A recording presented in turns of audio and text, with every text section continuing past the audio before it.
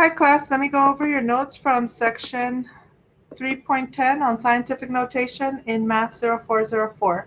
So let me go over some definitions, an example, and then move to some examples that are in your notes. Your instructor might ask you to upload these notes onto Blackboard. Scientific notation is a way to write very large or very small numbers to save space. Any large or small number is written in scientific notation using two parts. A number that is greater than or equal to 1, but less than or equal to 10, so is A, followed by 10 times 10 to a power of B. So the B value could either be positive or negative. So if we're trying to save space, right, and we have a very large number with a lot of zeros, if we have a very large number, then to be able to find the A value, we're going to move that decimal place to the left, and B is going to be a positive exponent when we change that number from standard form to scientific form. So for example, in this first one, if we have a very large number, we have this large number, 1,200,000,000 or 1,287,954,700. So that's a huge number. So to write this in scientific notation, the decimal is originally here. So I need to move that to the left.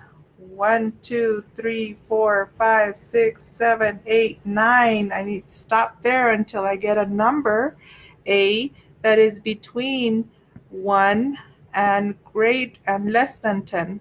So that is the decimal, A, and then it's times 10 to the power of -9 because we moved that decimal. I'm sorry, that should be +9. I'm glad we found that. That should be +9. So that would be a positive B value. So we know this number is a really large number. Okay. Now the second one, it says when the number is smaller than 1, so if we have a very small number, to change it to scientific notation, we're going to move that decimal to the right, and the exponent will end up being negative. So for this one, I'm going to go over the second example. It says small number changed to scientific notation. We have 0.0000275. I'm going to move the decimal now that's here to the right. So now it's 1, 2, 3, 4, 5 until I get a number that's between 1 and 10. And it is 2.75. And how many places do we move that decimal? 1, 2, 3, 4, 5. So the exponent should be a -5.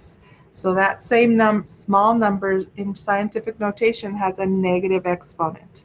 So in your calculator, don't forget that some calculators might see a capital E, a lowercase e, or times 10 with that upside down V.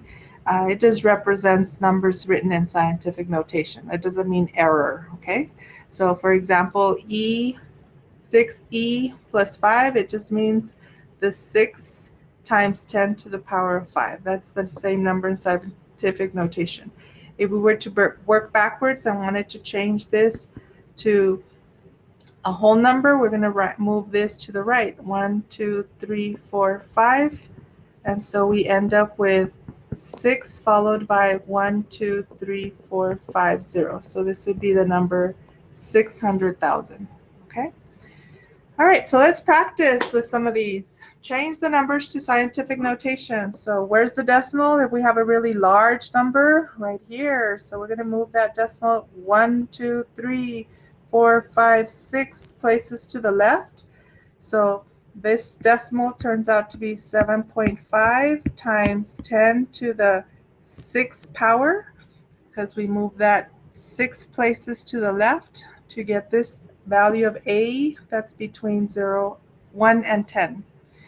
The next one, this is a very small number, so let's move this decimal to the right. 1, 2, 3, 4, 5 until we get a number between 1 and 10. So that's 1.24 times 10 to the negative. Now it's going to be negative because this is a very small number. So 1, 2, 3, 4, 5. So this would be to the -5.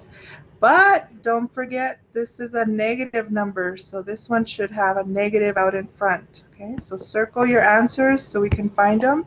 And that would be your answer for A and C. You complete B and, I'm sorry, this should be B, C. We did A and D. Number 2, this asks to change the numbers from scientific to the original form. So this is like the one we did. If we start here and we have a negative exponent, I'm just going to move that to the right. So I have 1.856.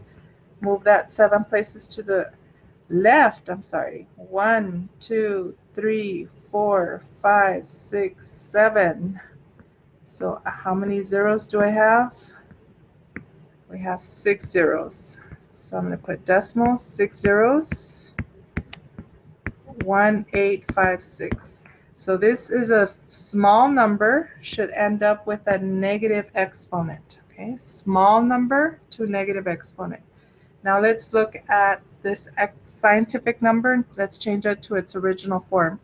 So this one, since we have a positive exponent on B there, we're going to move that to the right. So we have 1, 2, 3, 4, 5, 6, 7.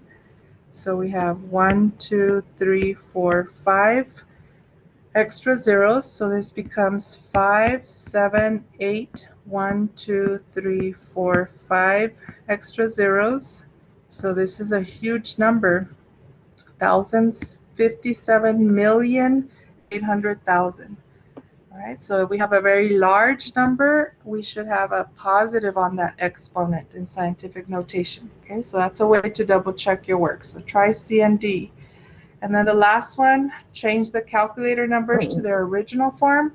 I would recommend you to change this to scientific notation first, 2.5777 times 10 to the positive 7. Now let's change that to the original form. So if it's a positive exponent, I'm going to move this 7 places to the right. So I have 1, 2, 3, 4, 5, 6, 7. So that's 3 extra zeros. So 2, 5, 7, 7, 7, 1, 2, 3 extra zeros. Commas every third. So we have 25,777,000. Again, this is a very large number, so we should have a positive on the scientific notation number. The last one, let's change this to scientific notation, 3.678 times 10 to the negative 3. So now we have a negative on the exponent, so we are expecting a very small number. So we're going to move this decimal to the left 3 times. 1, 2, 3. And we have 2 zeros in front, so this is 0.003678. All right, so again, a very small number gives us a negative on that scientific notation number. So try the remaining ones that we didn't go over. Your professor might ask you to upload those onto Blackboard.